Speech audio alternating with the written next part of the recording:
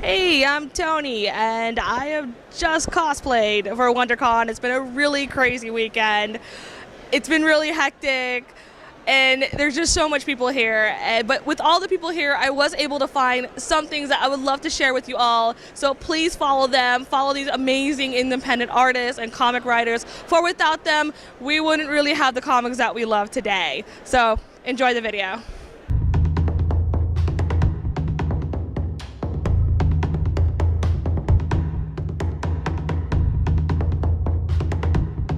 It's Harry Potter meets Blade Runner. So we have kind of dystopian, not so distant future where magic has been discovered like a new technology.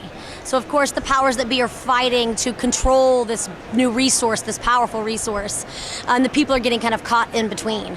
So our hero, Eleanor, who is a young, powerful witch in training, is studying under the tutelage of Vera, who is a master witch, and they live in the Hex, which is this huge slum outside the city. In this first story arc, which is the first 6 issues that we're coming out with between now and the end of September, Eleanor stumbles across, kind of through happenstance, a very sinister plan that the powers that be are hatching. And the powers that be think that they have discovered a key that is going to give them access to the source code that makes magic possible.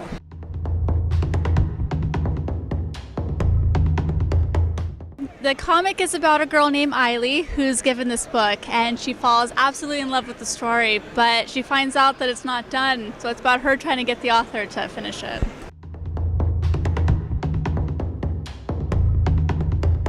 It's a story about Vincent, and he's doing a favor for a friend of his, and to look for a friend of a friend. And all he has is a picture of her from 50 years ago. So when he finally finds her, he discovers that she hasn't aged a day since the picture was taken.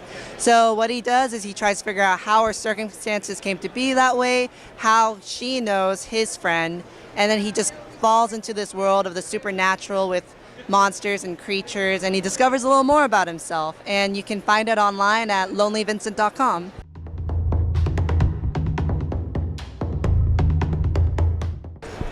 I think of Neil Gaiman, I think of Arthur C. Clarke, I think of, now I'm blanking, as I do.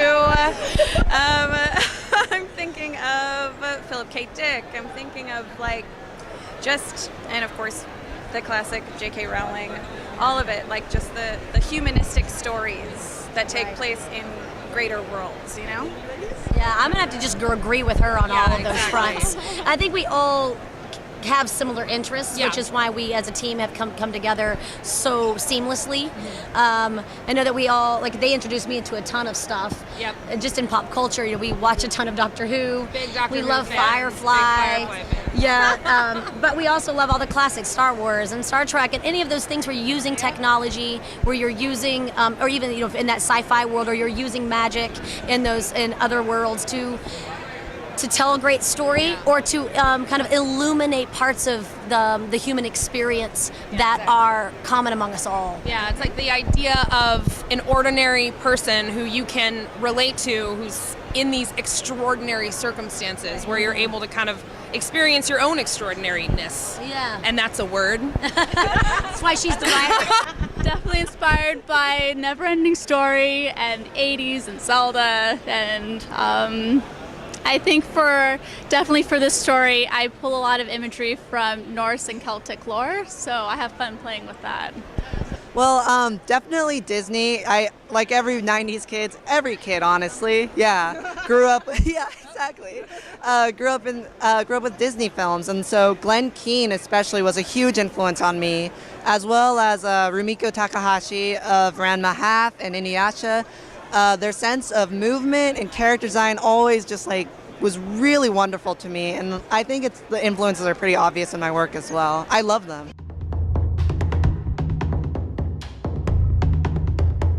Okay, the biggest one was not giving myself a gigantic mountain to climb. If you have this epic story idea and it's taking you forever to get it rolling, at least in my case, I realized that I had to step away from it and then start smaller and just understand how to put a comic book together and just have fun playing with it first. So that'd be my biggest advice.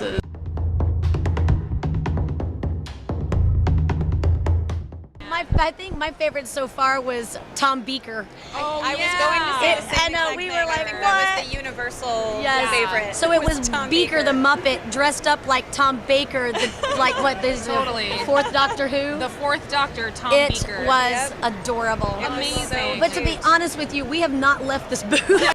Oh my goodness, I think it's the little kids that I get to see walking through, and they have the cutest cosplays, and they're so excited, and so they're in their costumes just running everywhere, and yeah.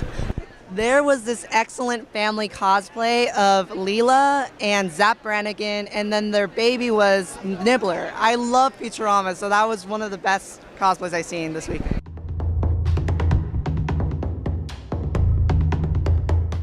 A lot. So issue 4 will be out for Phoenix Comic Con, which is where you can find us next at the end of May.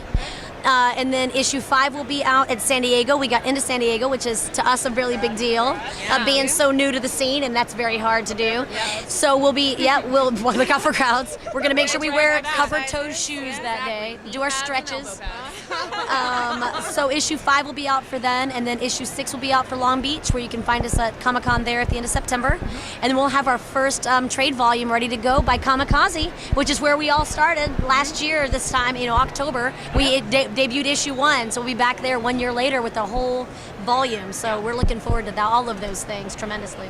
My next convention will be Big Wow at San Jose, and then I'll also be at San Diego Comic Con. So, yeah. I'm going to be at Rose City Comic Con in September. That's up in Portland. And if you can't catch me there, I will also be online at Tumblr at themisfit.com and on Twitter as dha. I will make an Instagram page since everybody says get an Instagram, so I'll do that too.